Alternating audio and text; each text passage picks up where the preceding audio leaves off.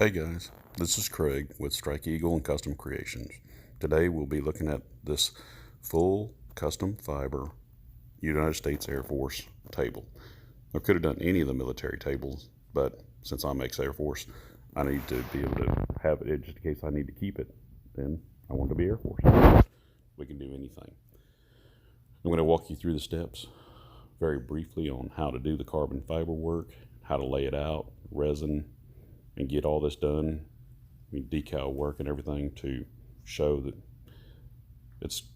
it can be quite tedious trying to get all this real carbon fiber to lay down the way you need to.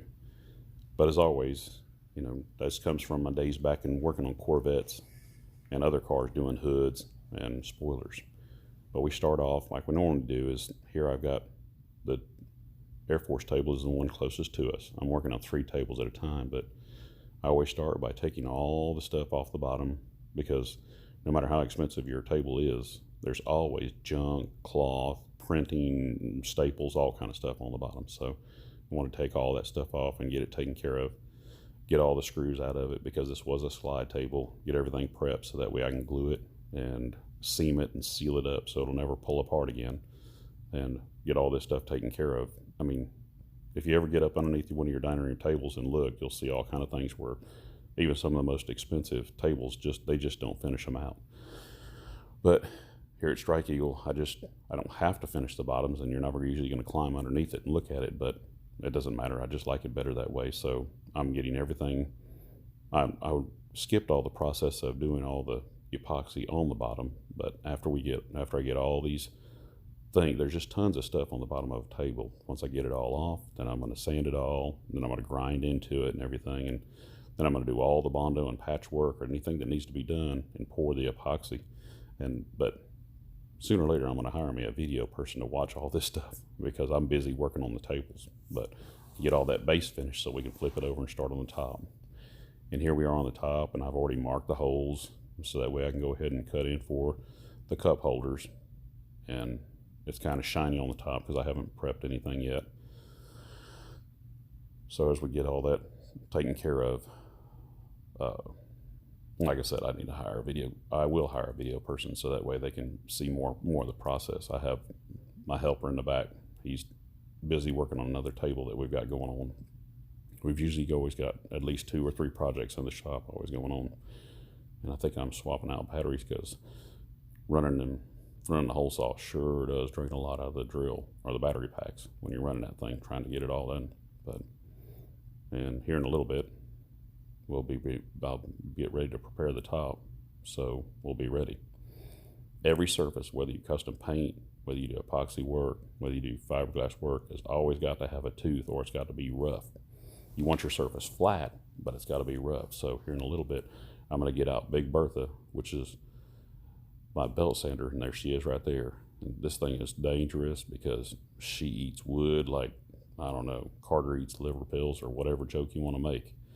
And the one thing about it, though, boy, she does a handy job. And rather than use the hand sander right away, I'll use Big Bertha right here, and she will really bite into the table all over that laminate or all over that wood and everything, and give me a good tooth for all the fiberglass resin that I will use here in the future in a little bit. But she does fast work of eating away at anything you put in front of her, so you got to be careful. But so you can see all the sanding or all the dust that she kicks into the floor.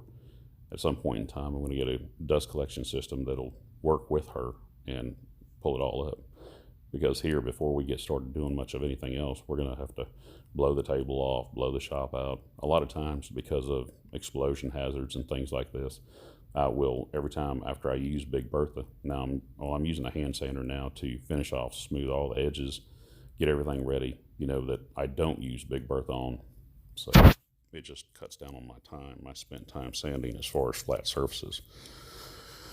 But I'm smoothing all the edges so that way when I try to wrap around the carbon fiber and everything, that it'll work much better.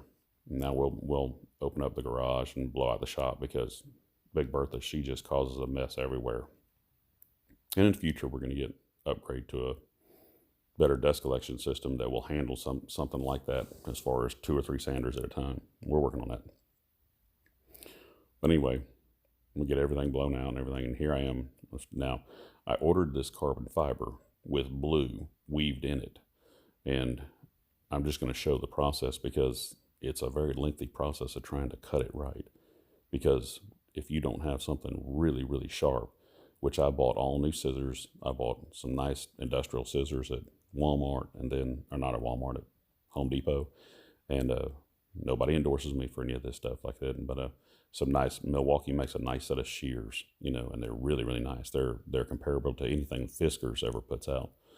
But I've got a whole box of new razor blades because, you know, when you're going to cover this for looks, it's much different trying to cut it correctly and not pull any of the threads, because normally in carbon fiber, you know, you want people to see it, versus fiberglass, you just cutting it and you're going to paint over it. So with wanting to see all the threads in this with the blue and the carbon and everything, you can see my partner back there. He's really enthused because he's not thinking about anything. He's not sure what's going on. But anyway, so sooner or later, since my scissors, this carbon fiber is just so very, very tough, and my scissors and the shears and the Fiskars and everything, so I'm taping it on top and bottom and everything, trying to hold them threads so they do not snag, because you snag anything or you pull a thread or whatever through it and you're going to see it, and you cannot fix it. It's just almost impossible. And this stuff is just way too expensive for me to take a chance on any of this. So I keep changing out razor blades or getting to sit down. I think one time I went upstairs and got my Fiskars that we used to use for sewing or something, just anything, because it can be a headache to get it cut the way you need it. And there may be better ways of cutting this, but I doubt too many people are going to be wanting a full carbon fiber table because of the expense. And here I am taking every inch that's left over and rolling it up in the future for any little chair job or anything, because it's just too expensive. So once I get everything placed, and there's my sweetie, my wife, she's coming to check and see what's going on, you know, so because this was an idea that I pitched to her that we should do. And so we're going to get it into the pour room. I'm looking at some of how the decals will lay out. Get it in the pour room and get some resin on it, get this stuff laid down.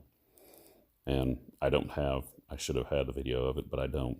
And because I did it in the middle of the night, I'd stay within your work hours times. So many times I've got a couple hours before I need to put another coat on it and whatever. So it might be in the middle of the evening or whatever, I'll get up and mix up a batch. And now this right here is just with the resin on it. You put the resin down first, then the cloth, then you put the resin back on top of it, and you have to babysit the edges because a lot of times it doesn't want to stick up underneath those edges. So you got to continue with your hand of touching, you know, rubbing it and pushing it around. It just takes a while. It's just a lengthy process. But I think this is right after I got the final resin layer laid on before I started the epoxy process, as far as starting to pour epoxy all over it. And a lot of people now in the epoxy world use epoxy for their resin, and you can do that too. It's not 6 of one, half a dozen of the other, but there's all kind of excess trimmed up underneath there, because now it's going to take a long time. I didn't get that process either because we were outside trimming all the edges of that carbon fiber off, but we had to go do it in the garage because it was just throwing dust. When you start cutting that stuff, I have a Tyvek suit that I wear and full hood. I tape up all my open areas in my body for doing it. Now put my respirator on and my goggles and everything, because that carbon fiber can get everywhere. So I usually take an angle grinder with a Ziz wheel on it and cut all that trim all around the bottom of it. Then you have to sand and smooth all of it to bring it all into the table. And it's a very, very lengthy, dusty, and itchy process. So that's coming after this, but I didn't get video of it either. Like I said, we'll get somebody. Anyway, I usually am going to try to include more of the decal work that's here, because people will look at some of the tables and they say, "Oh, it's just a bunch of stickers." Well, that's true. They are stickers. Now I do have a Polaris slingshot table that I did. But I did it all in hand painted. I painted everything, as far as I took the picture the domain gave me, and I scaled the picture up and back down and did all the black striping and did everything on it all by hand with all the measuring and marking and then painting.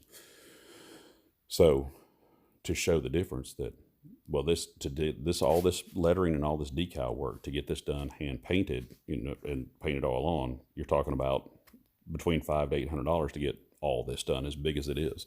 Where if I can do it with the decal work, then this whole decal kit only cost me, I think it was $100 for all the pictures, the lettering, and everything to get it all done the sizes I needed, and everything.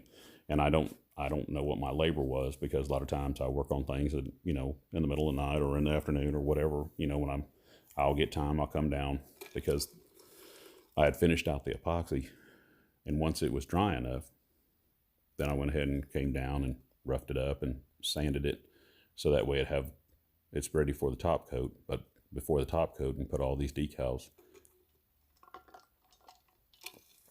Right here, I'm just showing somebody the hours, or this is speeded up, I think 16 or 20 times, trying to show, you measure and you measure and you measure to try to get everything numbers wise right, as far as centered. But sometimes getting things to look right doesn't always look right when it's measured right. It's just the way your eyes are and the way you focus on things. But all the measurements and the taping and the decaling and putting it all down, sometime I need to sit down and really put a timer on this and see what time it takes, because this stuff can be a real headache, because once it goes down, it's down. And if you ruin it, well, then you stop, pull it off of there, and then pulling this stuff off and getting all the adhesive off the backing and everything and smoothing it all back out to start all over again. It is quite the mess.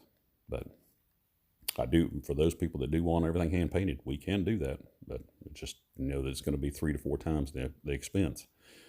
So this just tries to keep things just a little bit more affordable for folks, as far as wanting to do a little custom things or pictures or stuff like this and everything, we try to do a blend of everything. So we can do it as expensive as you want to go and as handmade and as custom, or we can, try to make things a little bit more economical for this and do this. And even though this is speeded up tremendously, I just wanted to take all this time to show all the measuring, all the squeegeeing, all the looking, trying to get everything right, squirting it down. So this little bit right here goes on and on and on.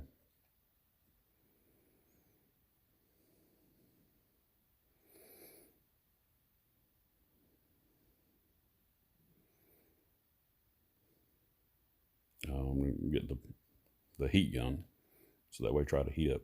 I use mostly water with just a drop or two of soap.